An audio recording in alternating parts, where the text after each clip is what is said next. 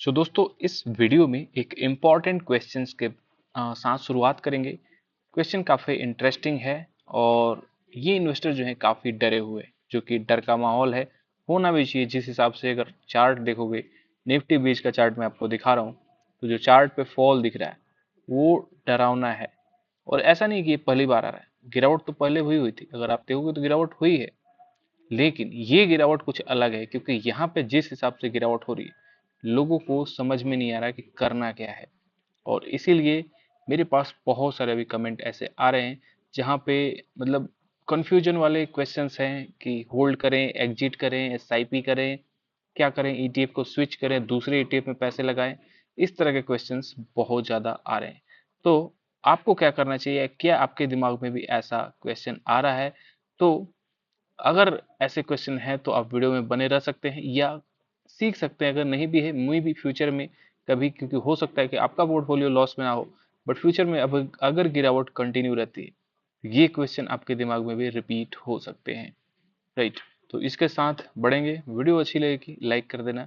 और आप क्या सोचते हो, आप इन इन्वेस्टर्स के कमेंट का भी आंसर कर सकते हो, क्योंकि देखो इनके मतलब जो भी है, मतलब सबकी अलग अलग राय हो सकती है। मैं यहाँ पे कुछ और हो सकता है कि मैं बोलूँ इनको, आप कुछ और इनको सजेस्ट करो, बट किसी भी तरह से हम लोग से भी रिकमेंडेशन नहीं है। तो जो जिनका क्वेश्चन है उनको मैं खास करके बता रहा हूँ कि सेबी रजिस्टर्ड हम लोग एनालिस्ट नहीं है।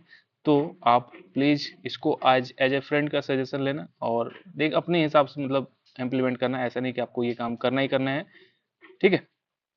ओके, तो चलो अब शुरुआत करते हैं। और इन्होंने एक एक लाइन इनका पढ़ेंगे, एक एक लाइन के हिसाब से आगे बढ़ेंगे और बात करेंगे। तो पहले लाइन में देखा, इन्होंने लिखा है कि सर मेरा ईटीएफ का पोर्टफोलियो -9% लॉस में है।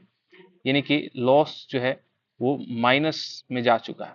ऑब्वियसली लॉस माइनस में ही रहेगा, कहने का मतलब -9% जा चुका है। कम नहीं है, -9% अच्छा खासा लॉस होता है, राइट। किसी को भी डराने के लिए -9% काफ़ी है। और अगर पोर्टफोलियो बड़ा है, यानी कि जैसे कि किसी का 50 लाख का, 1 करोड़ का है, तो ऑब्वियसली आप सीधे कैलकुलेट कर सकते हो कि 9 लाख तो लॉस में ऐसे हो जाएंगे, ठीक है। 50 लाख का है तो वही आसपास में आपका मतलब 4.5-5 लाख के आसपास लॉस दिखेगा। तो अब ये बोल रहे हैं कि -9% लॉस तो हो रहा है, हो चुका है ऑलरेडी पोर्टफोलियो में, क्या करूं? पैसा भी नहीं है। पैसे नहीं है उसके बारे में बात करेंगे, बट सबसे पहले लेट्स क्लियर कि 9% लॉस में है। तो 9% लॉस में आप ही नहीं, बहुत लोग हैं। अगर आप ये चीज़ सोचो पहले कि पहली बात आप ईटीएफ में, अभी मैंने एक कमेंट पढ़ा था, तो पिछली वीडियो में मैं ये चीज़ रियली बोलना भूल गया, लेकिन ये काफ़ी इंपॉर्टेंट है कि आप ईटीएफ में हैं। आप ये सोचो कि जो स्टॉक में है उनका कितना यहाँ पे लॉस दिख रहा है।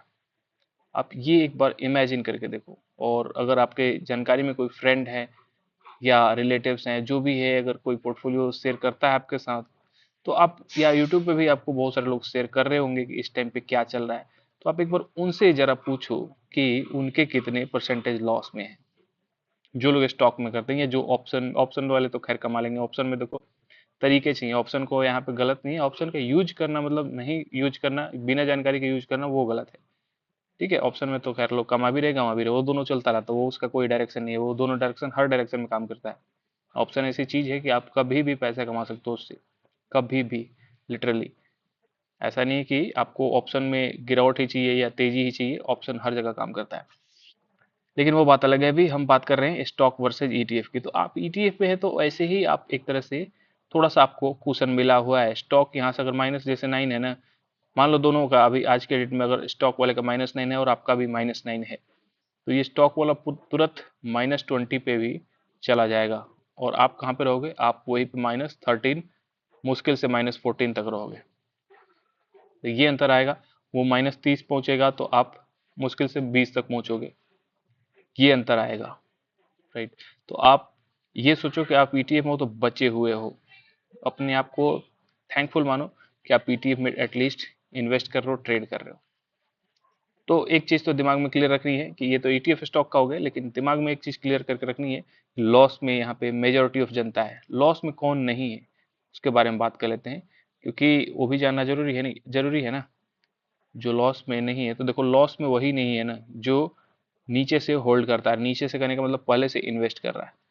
ये एरिया में इधर पीछे चार्ट होगा, ऐसे होगा ना, मान लो इस तरह से इधर चार्ट चला आ रहा होगा, ये जो चार्ट चला रहा है इधर नीचे जिसने भी इन्वेस्ट किया वो भी लॉस में नहीं है इस एरिया में, या इससे नीचे जहां भी हो। लॉस में कौन से हैं? लॉस में वो हैं जो इस ऊपर वाले एरिया से आए, यानी कि न्यू इन्वेस्टर्स जो आए हैं। और हो सकता है इसमें भी आपने भी ट्रेडिंग की हो, स्विंग ट्रेडिंग करके आपने पैसे निकाल ली हो, अब जब आपने एंट्री ली है तब आपका लॉस में दिख रहा है। ये हो सकता है ना टोटली, अब मतलब पैसे बनाने थे जब बना लिए, ये भी हो सकता है। और जब आप लॉस में हैं तो अभी आपको पैनिक मिल रहा है। तो यहाँ पे एक चीज जरूरी समझना जरूरी है कि स्टॉक मार्केट का राइट जो है ना वो कभी भी आपको स्मूथ ऐसे एवरेज की तरह नहीं दिखेगी। एवरेज दिख रहा है ना, इतना स्मूथ नहीं दिखेगा। वो चार्ट जो है कैंडल ऐसे ऐसे आपको उछालते हुए चलेंगे, वेव्स की तरह चलेंगे। तो इसमें ऐसा नहीं हो सोचना कि जब पैसे बन रहे तो मजे आ रहे हैं बस उसके में पैसे बना लिए, और जब एक बार ये गलत फंस गए तो फिर गलत तो नहीं फंसे हो, बट फिर भी अगर गलत फंस गए तो फिर वहां पे अपने आप को कोसने लगे।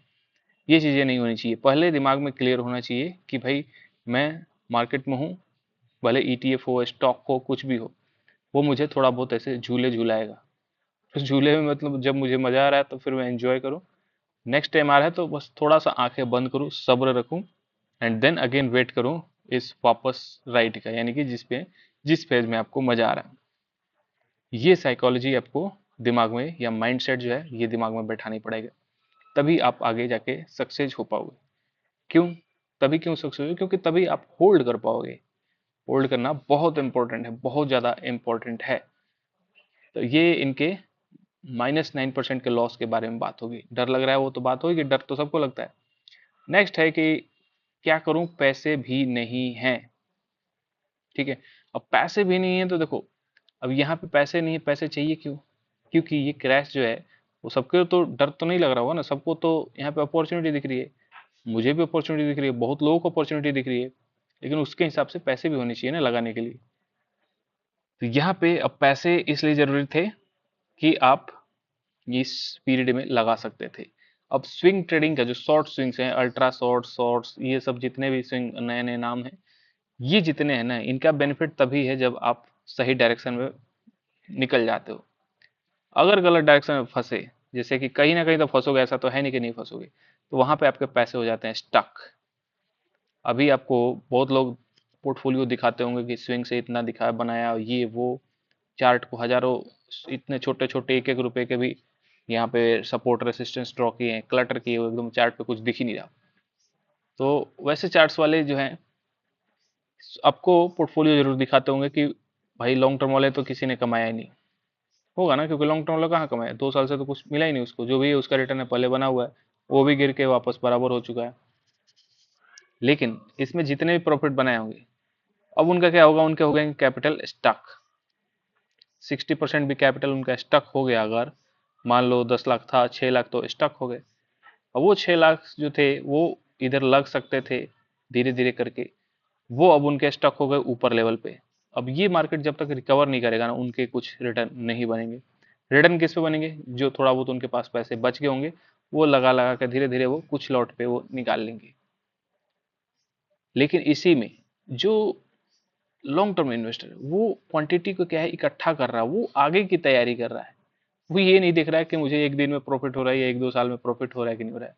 वो क्वांटिटी इकट्ठे कर रहा है। वो जितनी क्वांटिटी इकट्ठे कर रहा है, लास्ट मान लो कि यहाँ पे 1,000 क्वांटिटी थी, अगर यहाँ से मार्केट बुल रन में चला जाता और 50% आगे बढ़ गया, ठीक है, 50% आगे बढ़ गया, तो ये 1,000 पे उसको प्रॉफिट मिलता। 1,000 क्वांटिटी मान लो 1 लाख के बराबर हो गई थी। लेकिन इस 2 साल में उसने मान लो कि 2,000 क्वांटिटी और इकट्ठे कर ली, यानी कि 2 लाख रुपए और डाल दिए, 3 लाख हो गए। ठीक है, अब मार्केट अगर 50% बढ़ेगा तो अब उसको कितना बेनिफिट होगा? ऑब्वियस सी बात है, ज्यादा प्रॉफिट होगा। होगा ना? तो ये लॉन्ग टर्म जो इन्वेस्टर है ना, वो क्वांटिटी इकट्ठे करने की सोच रहा है। और ये तो अभी 1,000-2,000 क्वांटिटी की बात होगी, 10,000 क्वांटिटी, 20,000 क्वांटिटी, 30,000 क्वांटिटी, बढ़ाओ ना जितनी क्वांटिटी बढ़ाना है। तो लॉन्ग टर्म इन्वेस्टर ये क्वांटिटी के हिसाब से देखता है, क्योंकि उसको फिर वो बाद में, क्योंकि उसको कैपिटल बड़ा करना है। ये 1 लाख है, 1 लाख पे 50% 50,000 होगा। ठीक है, 1 लाख से बढ़कर 10 लाख पहुंचा वो, 10 लाख पे 50% 5 लाख हो जाएगा। ठीक है, 10 लाख से फिर बढ़ के वो 1 करोड़ पहुंचेगा, वहां पे 50% उसके परसेंटेज फिक्स है। वो 50% ही ले रहा है, उसको परसेंट बढ़ाने का चक्कर नहीं है। बट वो 1 करोड़ पे पहुंच गया, वो 1 करोड़ का 50% 50 लाख हुआ, उसके प्रॉफिट देख रहे हो किस तरह से बढ़ रहे हैं। ये फर्क पड़ता है। राइट। तो इस पे बहुत सारी बातें हो गई। तो पैसे नहीं है, पैसे नहीं है तो फिर अब एक ही काम है, होल्ड। आप क्या सोचते हो, आप लोग बता देना भाई को, इन्वेस्टर दोस्त है हमारे। तो मेरे हिसाब से तो नहीं है पैसे, फिर भी एक ही ऑप्शन है, होल्ड। पैसे जब भी आएंगे, नेक्स्ट काम है ये SIP। अब ये क्यों बोल रहा हूँ मैं, क्योंकि आगे मैंने पढ़ लिया था, बट उसको एक बार थोड़ा सा मैं आपको दिखा दूं, क्योंकि मैं ये दोनों चीजें क्यों बोला। क्योंकि देखो इनके ETF जो है ना, ये बोले कि और कितना गिरेगा, तो पहले इसके आंसर कर लेते हैं। और कितना करेगा, नो बडी नोज, कोई नहीं जानता, किसी को भी नहीं पता कितना गिरेगा। तो बहुत शॉर्ट में इसका आंसर दे देंगे। नेक्स्ट है इनका पोर्टफोलियो जो है, उसमें देखोगे तो निफ्टी बीज, बैंक बीज, एक सेक्टरल है, एक नहीं दो है, बैंक और IT। उसके बाद मल्टी सेक्टरल में Nifty, mid cap 150, next 50, small cap 250, alpha 50, momentum 50। यानी कि चार इन्होंने बड़े मतलब वो ETF रखे हैं जो कि तेजी से भागते हैं, और दो स्टेबल वाले हैं, दो सेक्टरल वाले हैं। इस तरह से इनके ETF है। तो कुल मिला के ओवरऑल बढ़िया पोर्टफोलियो है, कोई दिक्कत नहीं है। अब इसमें पोर्टफोलियो ठीक है, अब इसमें आपने बैलेंस किस हिसाब से किया वो जरूरी हो जाएगा। यानी कि किस हिसाब से पैसे डाले हैं। पता लगा निफ्टी बीज में 1 लाख के पोर्टफोलियो है, और उस निफ्टी बीज में 10,000 है, और बाकी सारे 90,000 जो है वो सारे आपके लगे हैं इधर। मतलब 10,000, और मान लो 5,000 आपने निफ्टी इसमें नेक्स्ट 50 में डाले हैं, तो 15,000, मतलब 15%। और बाकी आप 85% डाले हैं बैंक, IT, अल्फा, मोमेंटम। तो इस तरह से पोर्टफोलियो जो है वो थोड़ा सा क्या हो जाएगा, बैलेंस नहीं रहेगा, टिल्ट हो जाएगा, हल्का रिस्क की ओर, हल्का नहीं ज्यादा रिस्क की ओर, एग्रेसिव की तरफ। ठीक है। तो इसलिए मैंने बोला, जो मैंने बोला था इनको कि SIP एंड होल्ड, ये दो स्ट्रेटजी अभी आपको लगानी है। पैसे नहीं है फिर भी यही दोनों अभी चलेगा, इसमें से ये निकाल दो SIP, अभी आपका काम है होल्ड। जब भी नेक्स्ट मंथ सैलरी आएगी या बिजनेस से प्रॉफिट होगा, उस टाइम पे मार्केट है नहीं है नीचे, फिर भी यही काम करने हैं। ये मेरे हिसाब से, मैं कोई यहाँ पे सर्टिफाइड एनालिस्ट नहीं हूँ, राइट। तो मैं अपने हिसाब से जो भी मुझे लग रहा है वो मैं बता रहा हूँ, जितनी भी मेरी ETF की नॉलेज है वही मैं काम कर रहा हूँ। अब इन्होंने आगे बोला है कि सब बोल रहे हैं कोरोना जैसा फॉल्ट, कोरोना जैसा यहाँ पे गिरावट आ जाएगी, फॉल्ट नहीं, राइट। तो कोरोना जैसा गिरावट होगी नहीं होगी कोई नहीं जानता, हो भी सकती है।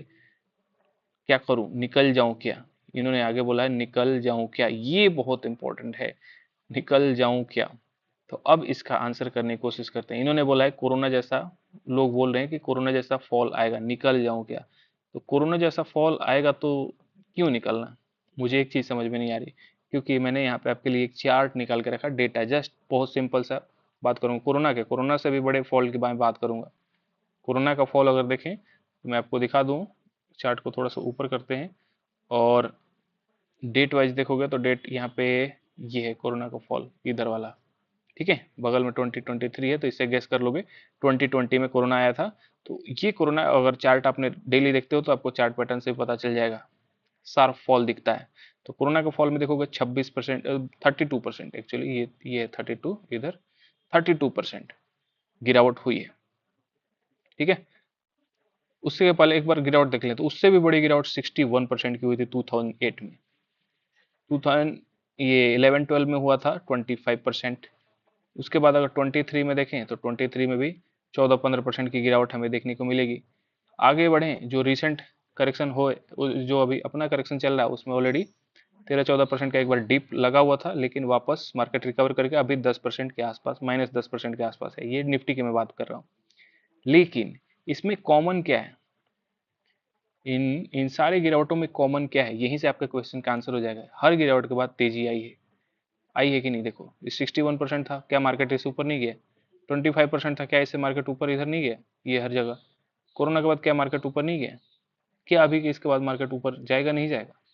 आंसर आपको सामने है। अगर इधर ये जितने, अगर ये सांप दिख रहे हैं तो कोई भी बोल देगा, ये तो सिंपल लॉजिक है कि ये फिर आगे वही, हमें फिर से वही मूव देखने को मिले, जो हिस्ट्री रिपीट हुई है वो आगे रिपीट होगी, है ना। गारंटी तो नहीं है पर फिर भी यही हम मान के चल रहे हैं। अगर नहीं मान रहे तो फिर इन्वेस्टिंग क्यों करनी। सिंपल सा आंसर है। जो लोग बोलेंगे कि क्या गारंटी है कि यहीं जाएगा, तो गारंटी नहीं है, ठीक है, फिर मार्केट में बताओ, फिर किस लिए आ रहे हो। ओके। तो आई होप कि ये आपका पूरा आंसर कर गया होगा कि कोरोना जैसा फॉल आ रहा है, निकल जाओ क्या। तो अब आप यहीं से खुद डिसीजन ले लो, मैंने आपको तो दिखा दिया सब कुछ चार्ट पे। तो ये रहे आपके क्वेश्चन के आंसर, और आई होप कि बहुत सारे लोगों के ऐसे क्वेश्चन के आंसर होंगे, इसलिए मैं ऐसे ही क्वेश्चन को पिकअप किया था, कमेंट को पिकअप किया था, सो दैट मैक्सिमम लोग के क्वेरी जो है वो सेटल्ड हो जाए। सो आई होप कि आप लोग मतलब आप लोगों को ये सजेशंस मतलब जानकारी वाला लगा, मैंने जानकारी के हिसाब से इसको आंसर करने की कोशिश की। आप लोग क्या सोचते हो? इनको भी सजेस्ट कर सको कमेंट में, जितना कमेंट आएगा हो सकता है अलग अलग लोगों का अलग अलग व्यू हो। तो देखते हैं आप लोगों का क्या व्यू है। चलो मिलते हैं नेक्स्ट वीडियो में।